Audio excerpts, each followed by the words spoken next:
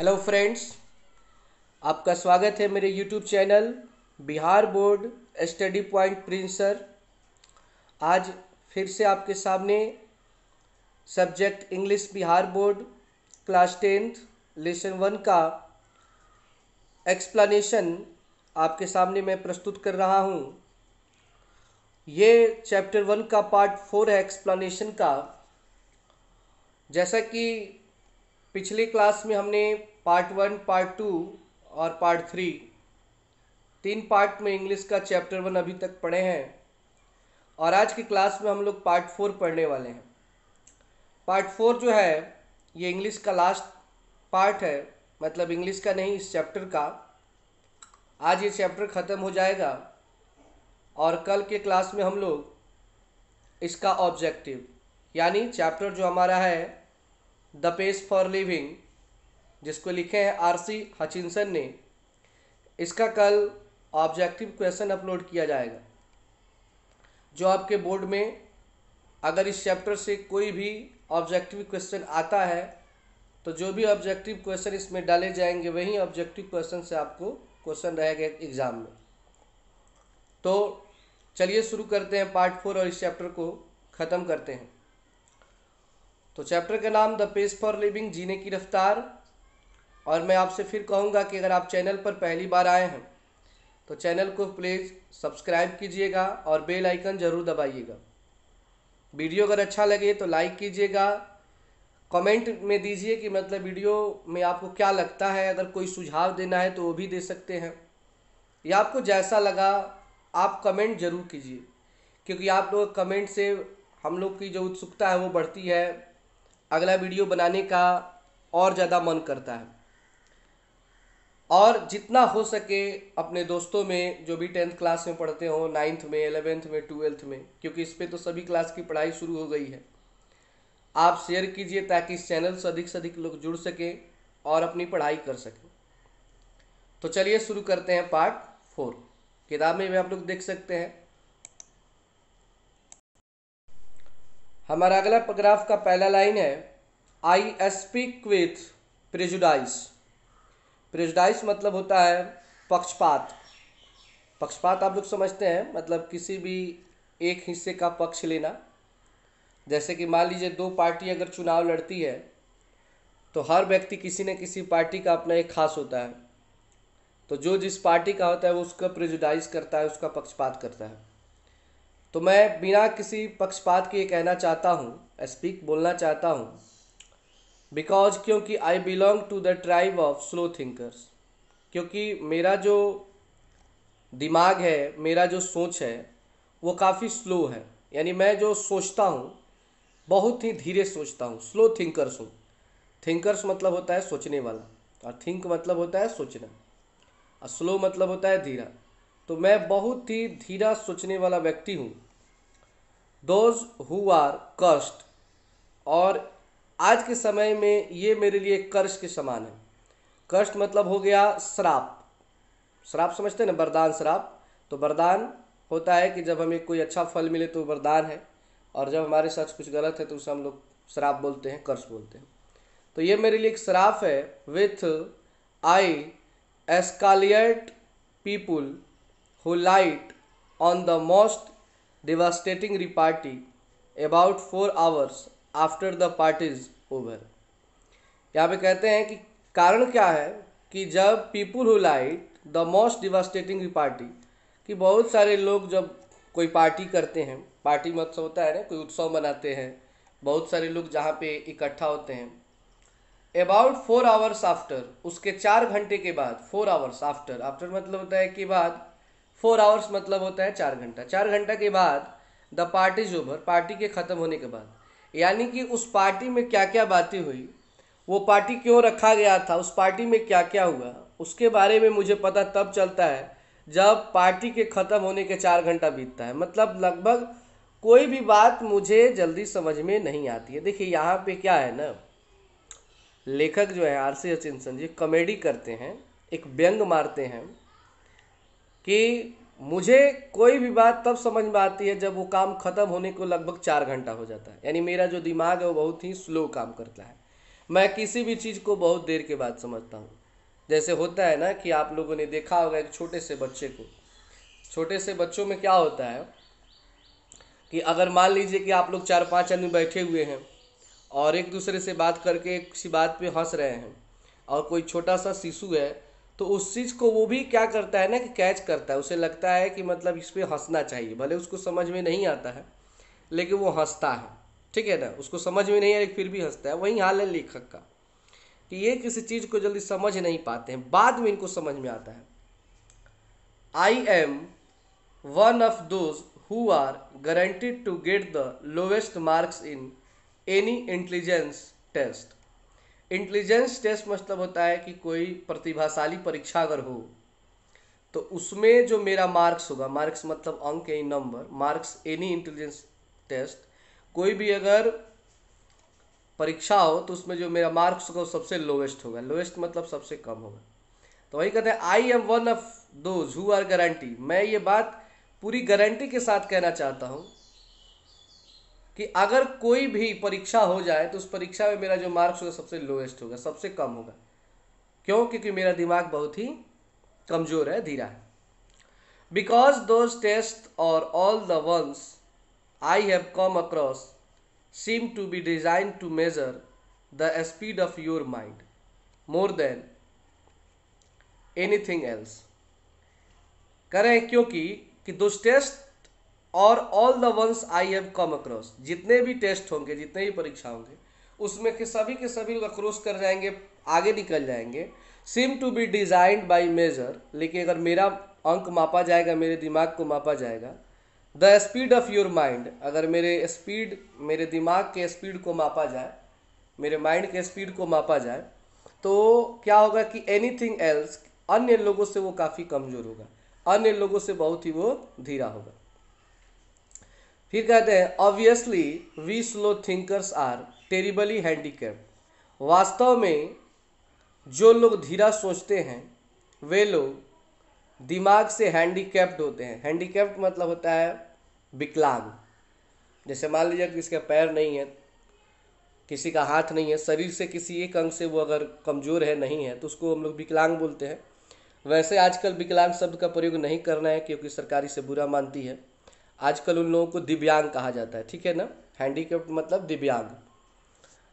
तो आज क्या है कि अगर जो लोग धीरा सोचते हैं वे लोग एक तरह से दिव्यांग हैं, ठीक है ना। In the business of getting a living, किसी भी बिजनेस में, कोई भी व्यापार कर लें, कहीं भी रहे, तो वो लोग दिमागी तौर पे क्या है जी, विकलांग है, दिव्यांग है। वे लोग आगे नहीं बढ़ सकते हैं। कौन? जो स्लो थिंकर्स हैं, जो बहुत ही धीरा सोचते हैं। But what I am thinking about just now is not so much the practical use of one's mind as its use for enjoyment।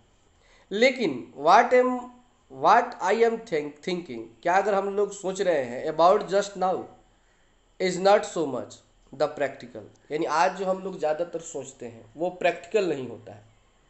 Practical मतलब व्यवहारिक रूप से, जो मतलब रियल में जो होता है। यूज ऑफ वंस माइंड, आज हम लोग अपने दिमाग का प्रयोग as its use for enjoyment. आज हम लोग अपने दिमाग का प्रयोग अपने इंजॉयमेंट के लिए, इंजॉयमेंट मतलब आनंद के लिए नहीं कर रहे हैं। हमारा दिमाग, ये बात सही कि आज के टाइम में हमारा दिमाग तेज हो गया, हम लोग का दिमाग तेज हो गया है, लेकिन हम लोग जो भी आजकल सोच रहे हैं वो इस चीज़ को लेके नहीं सोच रहे हैं जिससे हमें आनंद मिले। हम दूसरे को खुश करने के लिए, दूसरे को अच्छा दिखाने के लिए आज हम अपने दिमाग का प्रयोग कर रहे हैं। फॉर एग्जाम्पल आप लोग समझ सकते हैं, जैसे कि मान लीजिए कि हम कहीं पे जा रहे हैं तो हमारे घर वाले बोलते हैं कि बेटा जल्दी लौट के आ जाना, ठीक है। और हम लोग जल्दी जल्दी जाते हैं, अपना काम करते हैं, घर पे लौट के चले जाते हैं। इससे क्या होता है कि हमारे घर वाले हमसे खुश हो जाते हैं कि मेरा बेटा मेरा कहा मानता है। भले ही आपको आने में खुशी मिले ना मिले, आपके मन को अच्छा लगे ना लगे, लेकिन आपने अपने फैमिली के लिए किया, तो उस समय आप दूसरे को खुश कर रहे हैं। मतलब अपनी फैमिली को खुश करने में पता नहीं आप खुश होते हैं कि नहीं होते हैं। तो उस तरह आज के लोग हो गए हैं, ठीक है। अगला पैराग्राफ देखते हैं। एंड एज एन एग्जाम्पल, एक मैं उदाहरण देता हूँ। लेखक कहते हैं कि मैं एक उदाहरण देता हूँ। When I go to the cinema, कि जब मैं किसी सिनेमा में जाता हूँ, सिनेमा मतलब समझते हैं ना, फिल्म देखने के लिए जाते हैं उसको सिनेमा हॉल बोलते हैं। I find my self in A hopeless fog, तो मैं अपने आप को वहाँ पे एक होपलेस फॉग में पाता हूँ। होपलेस मतलब होता है मतलब कहीं खो जाना। फॉग मतलब होता है, आप लोग कुहा समझते हैं ना, कुहासा मतलब धुंध। तो मैं एक धुंध में खो जाता हूँ, मतलब ऐसे खो जाता हूँ कि एंड आफ्टर 2 और 3 मिनट्स, लगभग 2 या 3 मिनट के बाद, I have to turn my wife, मैं अपनी पत्नी की ओर मुड़ता हूँ फॉर इलाइटमेंट, और मुड़कर उसे देखता हूँ। आई विस्पर, और उसके कान में बुदबुदाता हूँ। मतलब क्या होता है कि मैं किसी सिनेमा हॉल में जाता हूँ तो मेरा दिमाग इतना ना धीरा है कि मैं होपलेस हो जाता हूँ। होपलेस का अर्थ क्या यहाँ पे हो रहा है? होपलेस का अर्थ ये हुआ कि मतलब ये फिल्म देखते हैं तो इनको जल्दी फिल्म समझ में नहीं आता है। तो अब फिल्म नहीं समझ में आता है तो हर 2-3 मिनट के बाद ये अपनी पत्नी के पास मतलब जाते हैं और विस्पर करते हैं। विस्पर मतलब होता है बुदबुदाना, मतलब धीरे धीरे नहीं होता है, कान में किसी के कोई कुछ कहता है। जैसे कि औरतें ज़्यादातर कान में ही बात करती है अगर पास पास में बैठे तो, ठीक है ना। तो आई विश पर वो कान में बुदबुदाता मैं बुदबुदाता हूँ। Is this the same girl as the one we saw at the beginning. Beginning मतलब शुरुआत। कर रहे हैं कि क्या दिस द सेम गर्ल, क्या ये वही लड़की है, as the one we saw मतलब देखना, एट द बिगिनिंग जो हम लोगों ने शुरू में देखा था। मतलब ये जब फिल्म देखते हैं ना तो इनको कोई लड़की दिखाई देती है, मतलब दोबारा। तो कहते हैं कि बताओ अपनी पत्नी से, क्या वो वही लड़की है जो फिल्म के स्टार्टिंग में हमने उस लड़की को देखा था? मतलब इनको इतना भी समझ में नहीं आता है कि वो लड़की है जो हमने शुरू में देखा था कि ये कोई नई लड़की है जिसके बारे में वो अपनी पत्नी से पूछना चाहते हैं, उससे जानना चाहते हैं। होता है ना कि जैसे देखिए, हर व्यक्ति का अपना अपना सोच होता है, हर किसी का जो लेवल है सोचने का वो अलग अलग होता है। किसी का तेज है, किसी का धीरा है, किसी का मीडियम है। जैसे कि आप कोई फिल्म देख रहे हैं, जैसे कि आप बिहार से हैं तो आप लोग भोजपुरी फिल्म भी देखते होंगे, हिंदी फिल्म भी देखते हैं, बहुत लोग हॉलीवुड फिल्म भी देखते हैं। बहुत लोग हैं जिनको हिंदी फिल्म समझ में नहीं आता है, वे लोग भोजपुरी देखते हैं। बहुत लोग हैं जिनको हॉलीवुड की फिल्म समझ में नहीं आती है क्योंकि उसका हीरो कौन है, क्या आया, कैसे गया। तो देखिए, समझने की अपनी अपनी कला है। जो लोग हॉलीवुड समझता है वो हॉलीवुड ज़्यादा देखता है, जो लोग बॉलीवुड समझता है वो बॉलीवुड देखता है। हर किसी का अपना अपना थिंकिंग है। उसी तरह जो राइटर हैं वो ये नहीं समझ पाते हैं कि स्टार्टिंग में जो लड़की आई थी क्या वो वही लड़की है या दूसरी लड़की है जिसके बारे में वे अपनी वाइफ से पूछते हैं। अब देखिए वो क्या बोलती है। एंड सी वेस्पर बैक, और वो पीछे घूम करके उनके कान में बुदबुदाती है। मैंने फिर से वो जवाब देती है कि no there are 3 girls in this film, कि नहीं, जवाब देती है कि नहीं वो लड़की वो नहीं है। There are 3 girls in film, इस फिल्म में 3 लड़कियां हैं। ए टॉल ब्लॉन्ड, एक लंबी सुनहले बालों वाली। ब्लॉन्ड मतलब होता है सुनहला बाल। सुनहला बाल आप लोग समझते हैं, जैसे कि नहीं होता है गोरा जो लोग नहीं होता है, अंग्रेज लोग देखेंगे आप लोग, बाल वाइट भूरा भूरा कलर का होता है, उसको सुनहला बाल बोलते हैं। तो कहते हैं कि एक लड़की जो है उसमें सुनहरे बाल वाली है और लंबी है, ठीक है ना। ए शॉर्ट ब्लॉन्ड, और एक छोटी है, छोटी सुनहले बालों वाली है। And a medium size brunette, और एक जो है वो मीडियम साइज का, मतलब ना बड़ा ना छोटा, ब्रूनेट है। ब्रूनेट मतलब काले बालों वाली, समझिएगा। ब्लॉन्ड मतलब सुनहले बालों वाली, और एक होता है ब्रूनेट मतलब होता है काले बालों वाली। तो इसमें 3 लड़कियां हैं, एक लंबी सुनहली बालों वाली, एक छोटी सुनहली बालों वाली, और एक मध्यम काले बालों वाली। 3 लड़कियां हैं। Call them A B and C, जिसे तुम मतलब अपने हस्बैंड से बोलते हैं कि जिसे तुम ए बी और सी बोल सकते हो, ठीक है ना। The hero is that man who takes his hat, hero जो है यानी नायक जो है वो आदमी है जो हैट लगाया है। हैट मतलब टोपी, जो टोपी लगाकर वो हैट दिख रहे हो ना आ रहा है, वही हीरो है। Of when he come indoors, दरवाजे के पास जो वो टोपी लगाकर आ रहा है वो इस फिल्म का हीरो है। मतलब फिल्म ये देख रही बता रही जिसमें हीरो आ रहा है टोपी पहना हुआ है। he is going to fall in love with girls B C A in that order, वो तीनों लड़कियों के प्यार में पड़ जाता है, तीनों लड़कियों से प्यार करता है। और किस ऑर्डर में? तो पहले बी वाली से करता है, फिर सी वाली से, और फिर ए वाले से। इसी क्रम में वो प्रेम करता है। बी सी ए का अर्थ समझ रहे हैं? जैसे बी का अर्थ है जो शॉर्ट ब्लॉन्ड है, ये छोटे सुनहले बालों वाली है, सबसे पहले उससे इसका लव अफेयर चलता है। फिर सी यानी कि लास्ट वाली जो ये ब्रूनेट है काले बालों वाली, सी से होता है। और फिर ए से, ये लंबी सुनहले बालों वाली से उसका अफेयर होता है। And so it proves to be, और तब इस बात से उसने प्रूव कर दिया, मतलब ये सारा बात लेखक को उसकी पत्नी ने समझा दिया। There you have a mind which has trained itself to work in high gears just as well.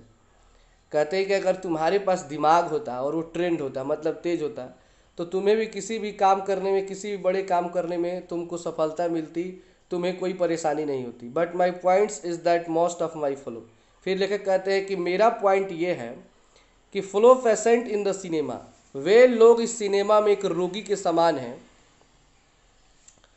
Cinema do think fast enough to keep up comfortably, मतलब वे लोग रोगी के समान है जो धीरा सोचते हैं, लेकिन कंफर्टेबली कौन है, मतलब आराम से कौन है, जो लोग फास्ट सोचते हैं, मतलब बहुत ही तेज सोचते हैं, वे लोग आराम से रह रहे हैं, उसको आराम से समझ रहे हैं। लेकिन जो लोग धीरा सोच रहे हैं वो लोग टाइप से रोगी हो जाएंगे, क्योंकि उनको समझ में तो कुछ आएगा नहीं और टेंशन हो जाएगा। With rapid change of scene and action, यानी कि जो लोग तेज सोच रहे हैं वो हर एक सीन को, हर एक एक्शन को अच्छे से समझ रहे हैं, लेकिन जो धीरे व्यक्ति हैं वो तब समझ रहे हैं जब फिल्म का सीन आगे निकल जा रहा है, एक्शन आगे निकल जा रहा है, तब उनको बाद में समझ में आ रहा है। They think much faster than people did 30 years ago, आज जो लोग हैं आज से 30 साल पहले वाले लोगों से तेज सोचते हैं, मतलब आज से 30 साल पहले जो लोग थे उन लोगों से बहुत अधिक तेज, फास्टर देन पीपल, बहुत अधिक तेज आज के समय के लोग सोचने वाले। सही बात है कि पहले के लोग धीरा थे, आज के टाइम में देखिए कोई धीरा नहीं, एक छोटा सा बच्चा है वो भी दिमाग से तेज है। पॉसिबली हो सकता है, बिकॉज क्योंकि दो who do not get another chance in this world to think at world to think at all, कहते हैं कि इस संसार में दूसरा चांस किसी को भी नहीं मिलता है। अगर तुम धीरा सोचोगे, तुम पीछे रहोगे तो तुम्हें पीछे लोग करते हुए आगे निकल जाएंगे और तुम सोचते रह जाओगे। तो दुनिया में अगर आगे बढ़ना है तो तेज सोचना ही पड़ेगा। मतलब मिला जुला के बात यही है इस चैप्टर में कि इस दुनिया में वही व्यक्ति कुछ कर सकता है, वही व्यक्ति सफल है जो तेज सोचता हो, जो हर मामले में अपने दिमाग को स्पीड रखता हो और हर काम को करने में अपने आप को सक्षम मानता हो। तो चैप्टर ये ख़त्म होता है। कल की क्लास में मैंने जैसे स्टार्टिंग में ही बताया कि ऑब्जेक्टिव क्वेश्चन अपलोड होगा, उसके बाद शॉर्ट टाइप क्वेश्चन अपलोड होगा और फिर लॉन्ग टाइप क्वेश्चन अपलोड होगा। तब हम लोग चलेंगे इसके दूसरे चैप्टर में। देखिए एक और भी सूचना है कि अब इसका ग्रामर भी स्टार्ट बहुत जल्दी होगा, बहुत जल्दी ग्रामर का वीडियो अपलोड, एक सीरीज चलेगा ग्रामर का, वो किसी भी क्लास में कोई भी छोटे से क्लास से लेके बड़े क्लास तक कोई भी देख सकता है। बिगिनिंग से मैं स्टार्ट करने वाला हूँ। तो बस चैनल को आप लोग अगर अच्छा लगा है वीडियो तो लाइक ज़रूर दबा दीजिए, कमेंट कीजिए और ज़्यादा से ज़्यादा जितने भी आपके व्हाट्सअप फेसबुक जहाँ भी हो आप इसको शेयर कीजिए ताकि ज़्यादा से ज़्यादा लोग जुड़े और ऐसे ही वीडियो आपको हमेशा मिलता रहे। तो आज के लिए इतना ही, थैंक्स।